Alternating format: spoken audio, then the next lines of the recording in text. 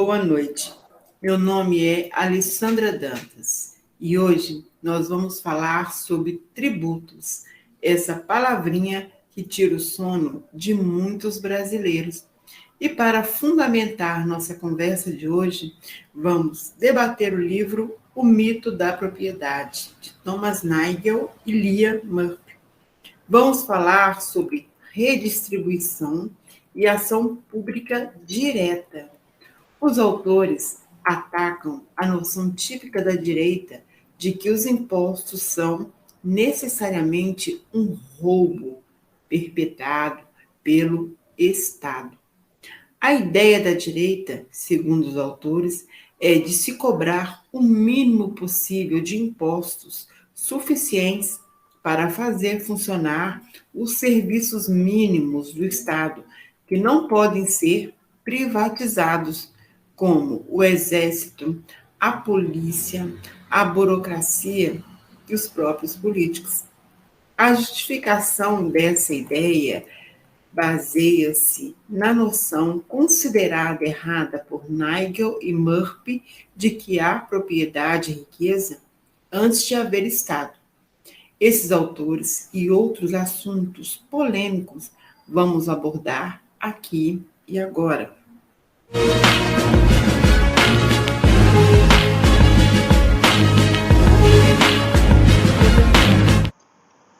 Quem paga pelos bens públicos?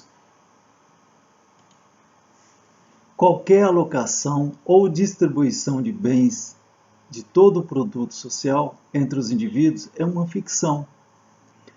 Quer se a presuma justa, quer não. São precisos alguns gastos públicos para sustentar qualquer tipo de ordem jurídica e econômica. Só a título de hipótese, vamos supor que os indivíduos que compõem uma sociedade dividem o controle sobre os recursos dessa sociedade. Vamos deixar por enquanto, entre parênteses, a questão da distribuição, pressupondo simplesmente que, avaliada por um critério qualquer, essa divisão seja justa.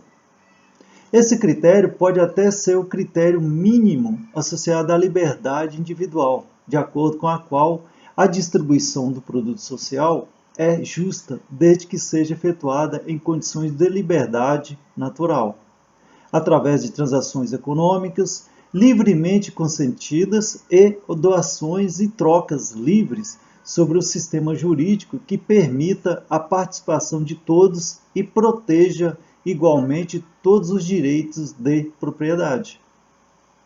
Mas poderíamos também supor que a justa distribuição exige um mínimo social, ou a igualdade de oportunidades, ressaltando que, por mais igualitária que a concepção seja em espírito, uma distribuição justa sempre vai envolver uma substancial desigualdade de recursos.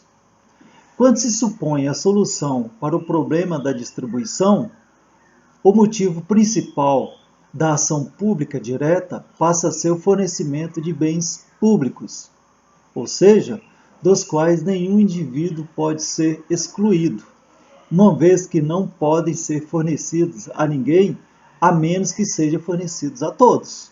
Sim.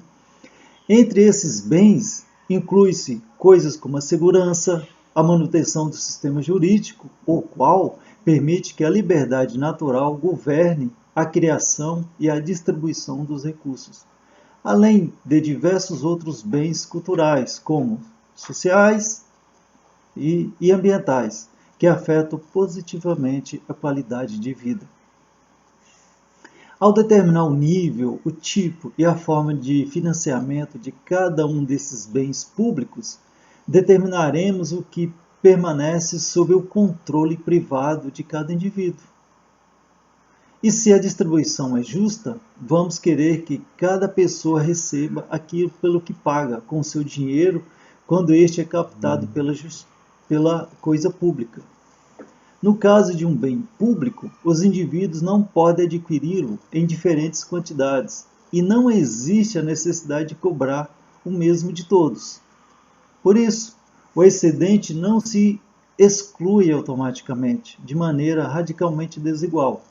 O que o Estado precisa se perguntar é: qual é a quantidade desse bem que deve fornecer a todos e quanto deve? Ressalta-se que a escolha feita pelo Estado, nesse seu papel de monopólio, com discriminação de preços, inevitavelmente suscita não só questões de eficiência, mas também questões de justiça. É isso.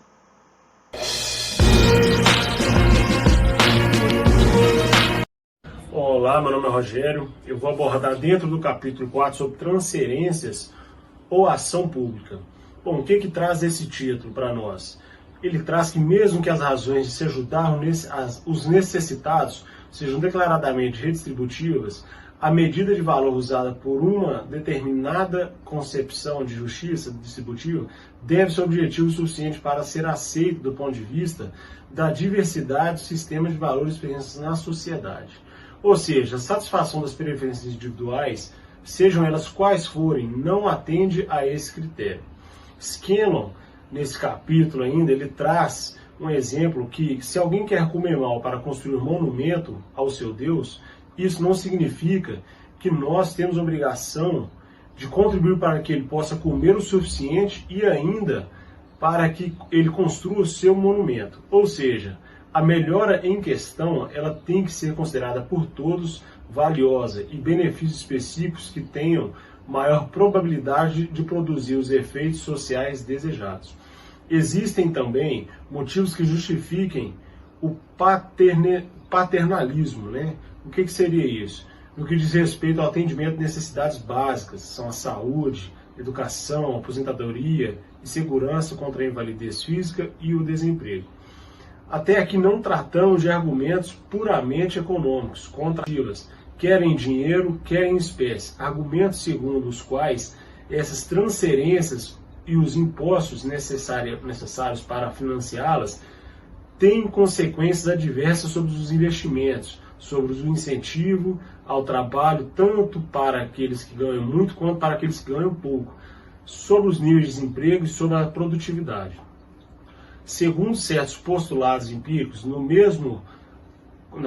nessa mesma concepção de justiça fortemente igualitária, como por exemplo o princípio da diferença de Rawls, ele poderia ser implementado por meio da redistribuição de recursos dos ricos para os pobres, pois os efeitos econômicos de tal redistribuição seriam maléficos para os pobres. Por quê?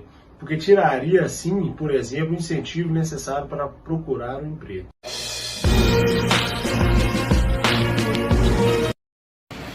Olá, tudo bem? Meu nome é Regiane. Hoje eu vou falar um pouco sobre redistribuição e ação pública direta. Então, primeiramente, eu vou falar sobre as duas funções da tributação. Vamos tratar de uma grande divisão entre dois tipos de contribuição, dadas ao caráter de uma sociedade por qualquer regime tributário. Consequências essas que juntas suscitam boa parte das questões filosóficas. A tributação tem duas funções principais, ou seja, primeiro, ela determina que proporção dos recursos da sociedade vai estar sob o controle do governo. Na segunda, um dos principais fatores que determinam de que modo o produto social é dividido entre os diversos indivíduos, tanto sobre a forma de propriedade privada quanto sobre a forma de benefícios pela ação pública. Essa é a distribuição. Embora muitos programas financiados por impostos desempenham ambas as funções, as duas são conceitualmente distintas. Inclusive, é de grande importância não perder de vista essa distinção quando se pensa sobre impostos, pois a mesma não é só uma distinção conceitual e também normativa. Há razões pró e contra a colocação de recursos nas mãos do governo. Os indivíduos que compõem uma sociedade dividem o controle sobre os recursos da sociedade.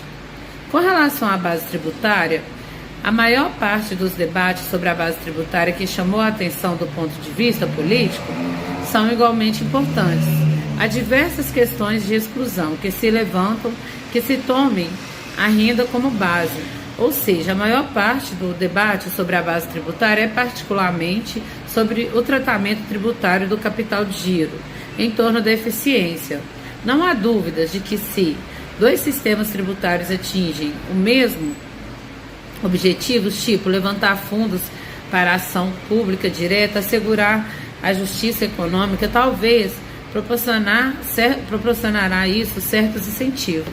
O debate dessa noite, nós vamos deixar claro que, pelo fato de conter tantas variáveis avaliativas e empíricas, a estrutura do livro que apresentamos não postula, por si só, nenhuma consequência concreta para as questões dos impostos, mas os autores deixam bem claro que são favoráveis à diminuição das desigualdades ou ao fornecimento de um padrão de vida mínimo e decente a todos os membros da sociedade. Termina aqui mais um debate da Faculdade Kennedy. Boa noite a todos.